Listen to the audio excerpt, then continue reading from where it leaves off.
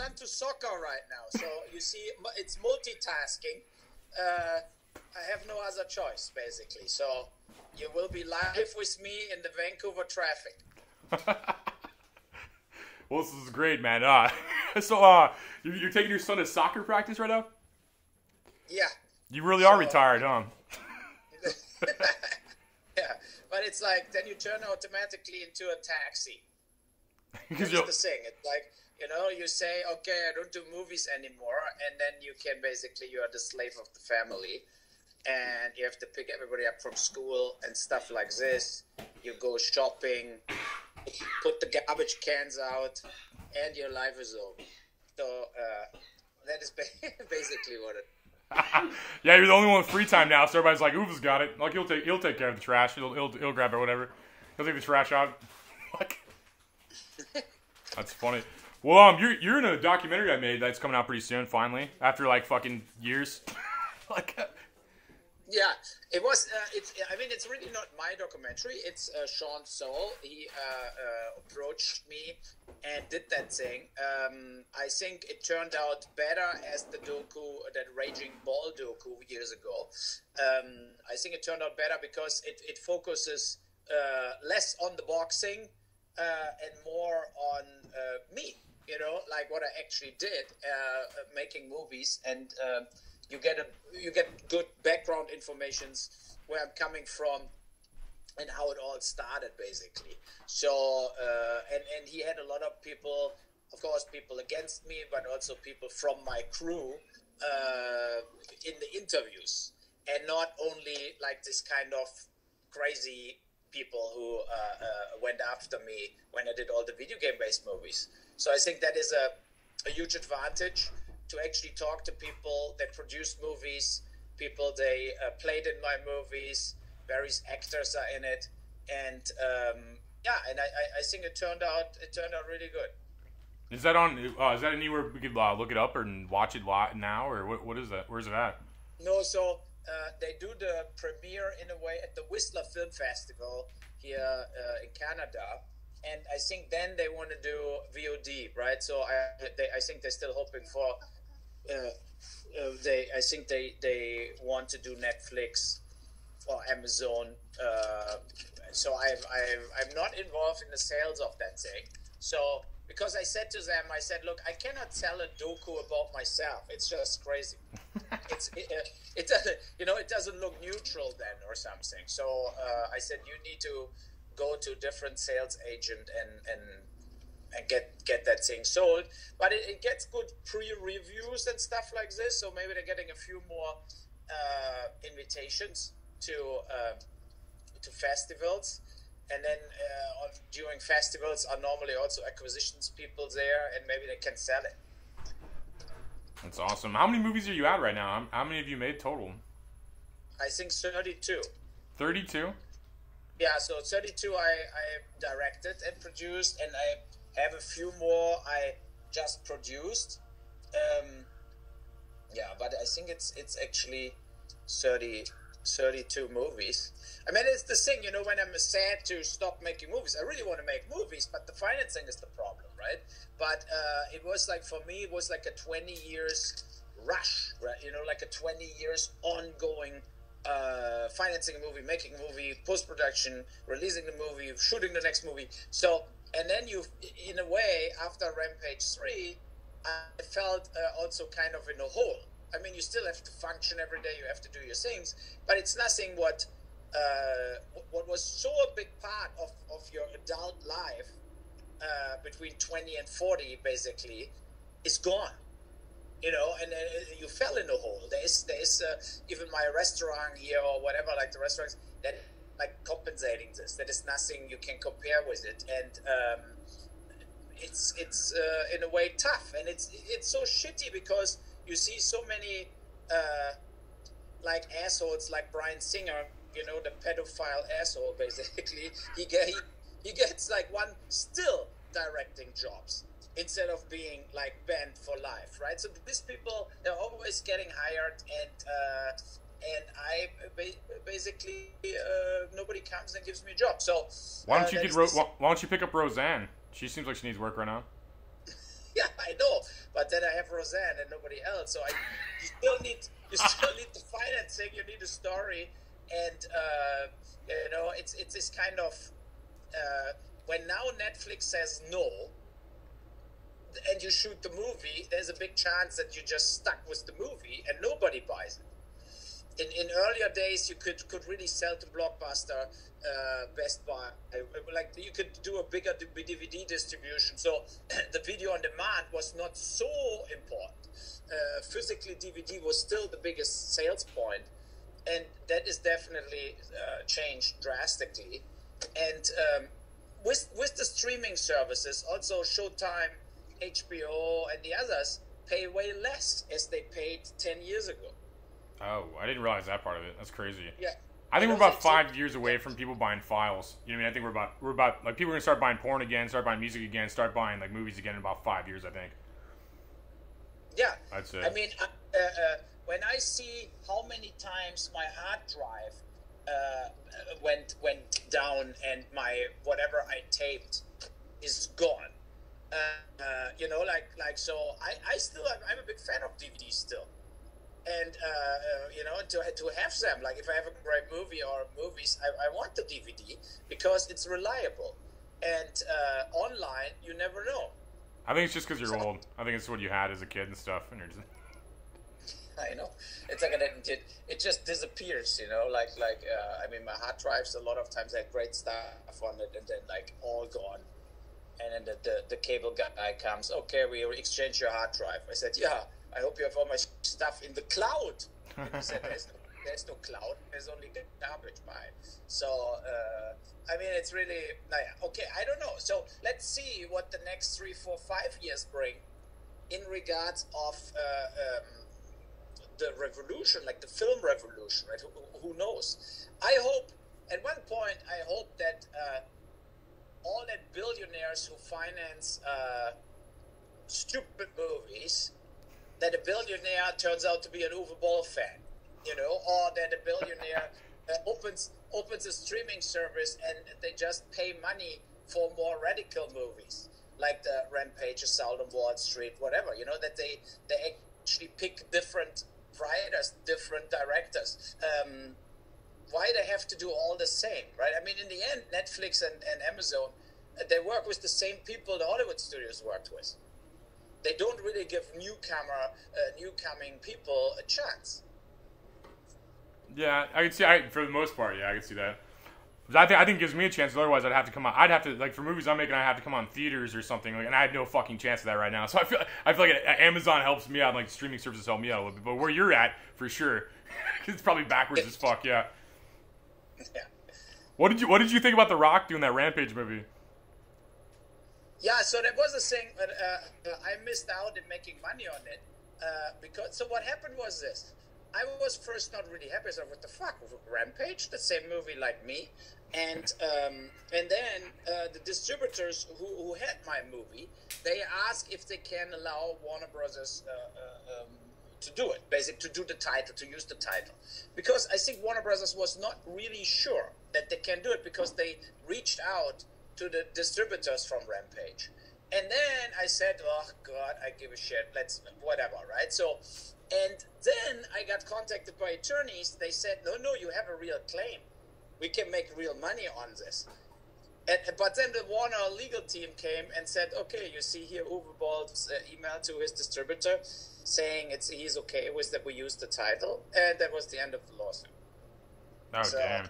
So yeah, I missed out. I'm an idiot. I reacted too fast instead of basically thinking about it a little longer or have some legal advice. And so yeah, that was a loser basically. Yeah, but I think my movies are at least better as The Rock's movie. So I think that is a good thing. I think The Rock sucks. Like honestly, I'm not a big fan. No, I like him in Borlos in the TV show. I liked when he played that Tooth Fairy in a movie or something. Like, I'm sure. I don't know. No, he's the same guy, right? I mean, it's like he doesn't play. He plays himself. Yeah, like Ben Stiller. They're like the same guy in every movie. Yeah. It's the same. Yeah, they have no character change or development or anything. Yeah. It's like movies for retards, basically. Like that's what they're trying to make. They're trying to use like retards out produce and have more kids than like smart people. So that's what they're making movies for. You know what I mean? They buy more merch and stuff. Yeah, but it's also like when you see now what movies getting shot. It's even when they say the arty movies or the political movies, it's obsolete. It's like boring, and you know, like stuff where you really feel you think you do a controversial movie. You remember The Post with Tom Hanks or whatever. I mean, Watergate. Who gives a shit about Watergate now anymore, right? I mean, that was 40 years ago. You're not making a controversial movie if you make a movie about Watergate. Yeah, they should make a movie where the 9/11 terrorists run into the Twin Towers in the beginning of the movie. Yeah, like poster. Yeah, or you make a movie now about the guy who goes to the Saudi Arab consulate and getting sawed into pieces and transported away in a suitcase. I mean, there are stories they should make movies about. Yeah, I'd take anything over a comic book movie at this point, honestly. Like I'm just, it's like Spider-Man 18 and shit. Like it's like how they made westerns over and over again in the late 60s. It's like the same shit over and over again. It just sucks and no one relates to it. So like, yes, I agree. I was always pro whatever Star Wars, like when but there was only Star Wars, and it was not like every week something else like this, and that inflation destroyed it. You know. So I think that is the biggest problem. Like they have no ideas. They go with the same franchises. They make the same movie over and over again. Yeah. Till and they are in a way right with it because the kids, the 12 years old, the 13 years old, they just want the same over and over again. Before they try something else to watch a different movie, they watched another Thor movie. And the week later, they go in the Hulk movie. And the week later, they go in the Van movie. And it's just too much.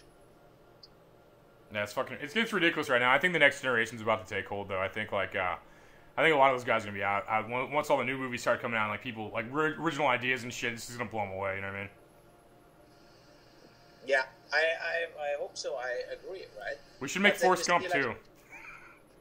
We should make, and just piss off everybody. We should make, like, the second Forrest Gump movie, because there's a book for it. And if you get the rights to the book, we could just make that movie as fucking terrible as possible. Like, on purpose. Just to ruin Tom Hanks. I just watched The Phantom Thread. I know now why it's Daniel Day-Lewis' last movie, because I don't think after this movie anybody wants to see him anymore, and also, like, wants to see any more movies from Paul Thomas Anderson. I mean, that is as empty as it can get.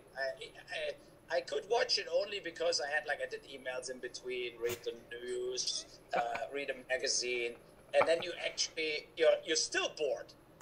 Like whatever you could watch another whatever the Soccer World Championship final, and you would be still bored in that moment because the Phantom Thread is running in the other TV. I mean, it was really catastrophic, and a lot of these movies, where they hail them, they give them Oscar nominations. You watch them. Even Moonlight was basically shit. I mean, I didn't like the movie at all. And or the fish. What is the fish out of water thing? The fish shade of water or whatever. Where the girl, they won the Oscar for best film from Guillermo del Toro. You know, where the woman has an affair with the fish. I mean, how much we can go in the absurd world. I mean, it's ridiculous. And this movie's winning Oscars. And like 30 years ago, you got the Oscar for the Godfather. You know, for some real movies.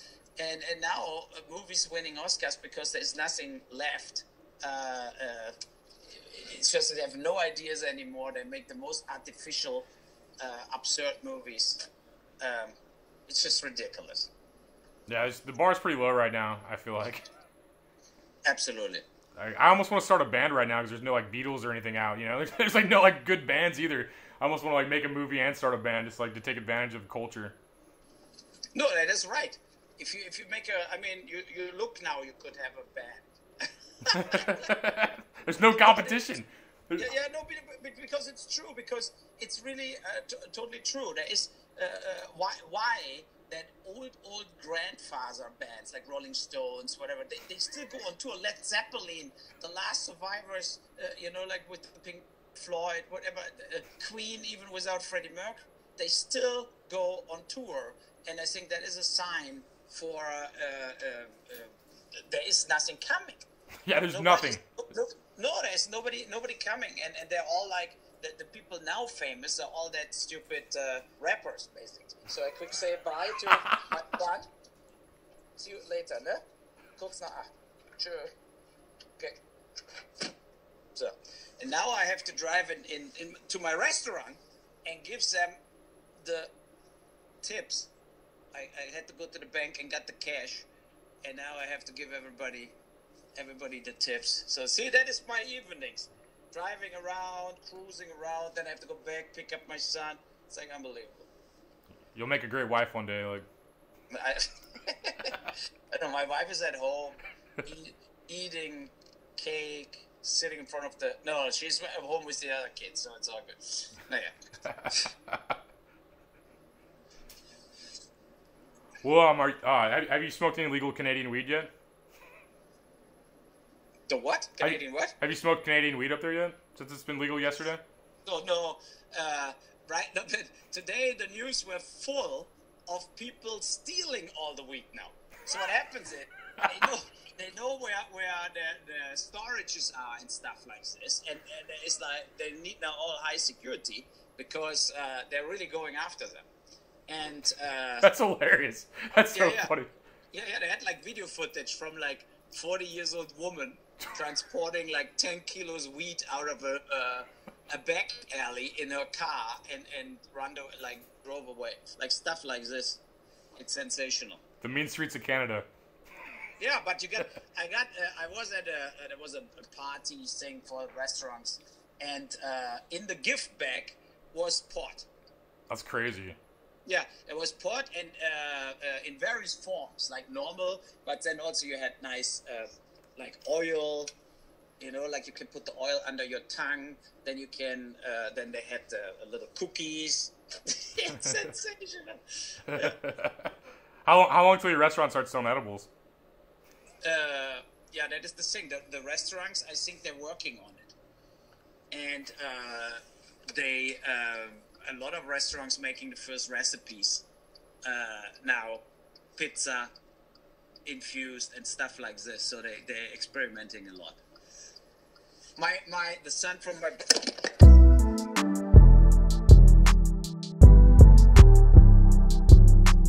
Ooh, big head on the beat.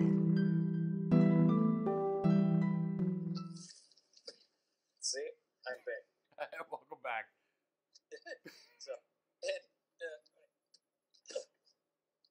no, I mean, he smokes so much pot. He moved to the Netherlands for his to get his university degree. I mean, he said, but reality was he wanted to smoke pot 24/7. 24/7. Yeah, and that is the reason he still lives in the Netherlands. I mean, the world could learn it from the Netherlands. Think about Holland.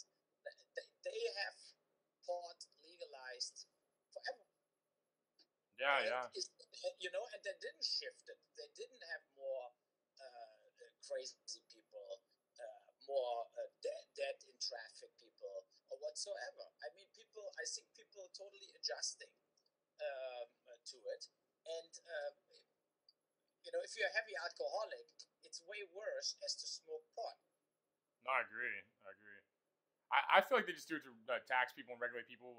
Private prisons make profit. They just put people in there. They just wanted a bunch of people in jail to make money, basically. In America, at least. I don't know how they do it other places, but I feel like here they made ridiculous rules on it to where they just arrested everybody. Yeah, I mean, in the US, it's just absurd, right? And now Trudeau in Canada, I read also that he needs now. They're going very fast over the court filings. So everybody who is in jail right now for possession has to get released. Yeah, I saw they're doing that in a couple cities around here too. Like Seattle was like that too, I think. They're doing that here. Yeah. Are you a big Trump fan? What? Are you a big Donald Trump fan? No. I think let's say it this way. What you can discuss trade wars with China.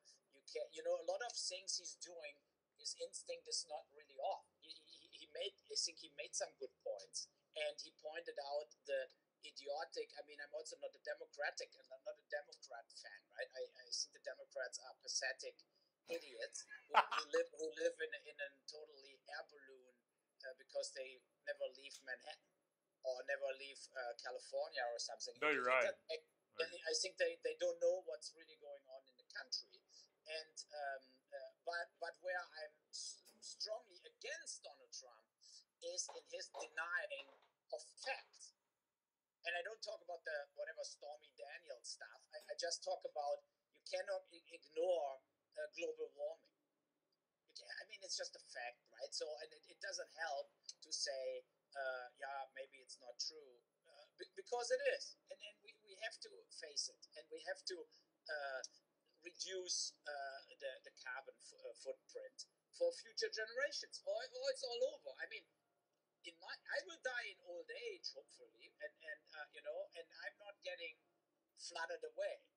But in 50, 60 years, you're young enough to maybe see it, then I don't think Miami Beach will exist. Right? So, I mean, you can say, who gives a shit about Miami Beach? Right? So, it would be maybe even a good thing. But on the other hand, it will cost a lot of people will die based on global warming. Which also could be a good thing, though. Yeah, no, I know, because there are too many people on Earth, and if people die, you have definitely less carbon footprint automatically, right? If half of the population dies, you need less cars, and you will burn less shit. So, I mean, that is the thing, So, but what I think Donald Trump is really guilty of. I mean, for him, he's not guilty of anything. But I think that he never reads, right? He just is not interested in any kind of knowledge, So he thinks Belgium is a city, whatever. Like he just has so much flaws in regards of knowledge, like basic knowledge, that it's scary. He's just completely retarded on that way, and that makes him, for me, still a joke as a president. I mean, he's a real satire on himself. That's funny. That's all. Yeah, he's his biggest enemy on himself, and I think. Oh wait, I closed the door, and I think that is the thing where he's a risk too, because a lot of things he doesn't listen to anybody. He's doing things without any kind of acknowledgement of some specialists who should talk to you. So, and that is the thing where he's crazy. But on the other hand, if you turn it around, Obama was 8 years in charge and did shit. Yeah, I mean, yeah. He was an idiot too, though. And he had 4 years where the Democrats had the House and the Senate. And look at how much shit Donald Trump actually is doing is great. I mean, he's doing a lot. That a lot of the things are maybe totally bullshit to do, but he's doing it. And I think Obama never did anything. No, he's talked about it. Yes, he was always worried about shit and then never put it into action. And I think that is also absolutely not okay. I mean, 8 years Obama said we have to change the prison system, for example. And he did. Yeah, he talks about it, yeah. He claimed to kill Bin Laden, too, with no proof. Like, he had no proof of killing Bin Laden. He's like, we killed him. They're like yeah. No, I agree. That was a joke with Bin Laden. That would be actually one of the things, if I would do Postal 2, where Bin Laden, of course, is still alive, and you know, and it was all a total joke, but they couldn't say it because the Navy SEALs stormed the totally wrong compound and whatever, like totally mixed up, and then went back home and said there was nobody sorry. And and then Obama said we need to do something about it. We cannot just go in front of the press now after all this and say the address was wrong. So and then he's retreating it. So I mean, you know, but that is the thing where I feel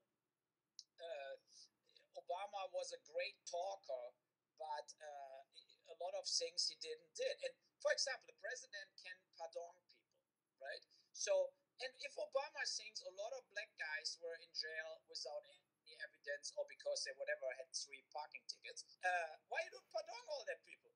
I mean, you're the president, right? I would say, fuck it, give the 45,000 guys where you think the case is basically bullshit that they are in jail, and then pardon them all and tell everybody who flips out, fuck yourself. I mean, that is what Obama should do. And I mean, if I were president, I would pull shit like this, right? So I would just give a shit and would do it. And Trump is doing this. He's doing things, and then when you see Kanye West visiting him, then you know there are people that are even more stupid and idiotic as Donald Trump. So then it's just that was actually a good relief to see that Trump is crazy, but not so crazy. That's hilarious. That's the best review of that I've heard. I think that's fucking hilarious. That's hilarious. How long until you think Canada's considered a real country? Considered what? Like a real country. Like Canada? I don't know.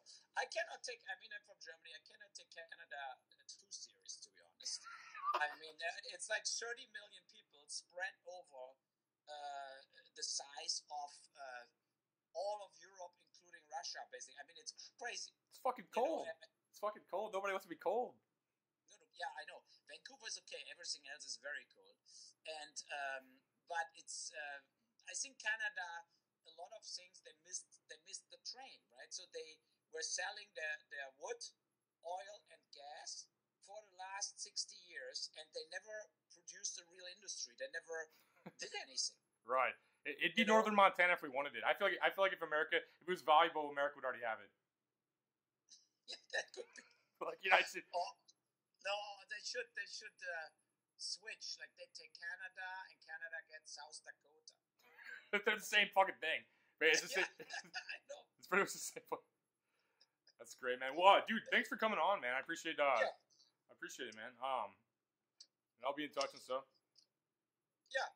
So I go to the restaurant now. I wish you all the best. Thanks, brother.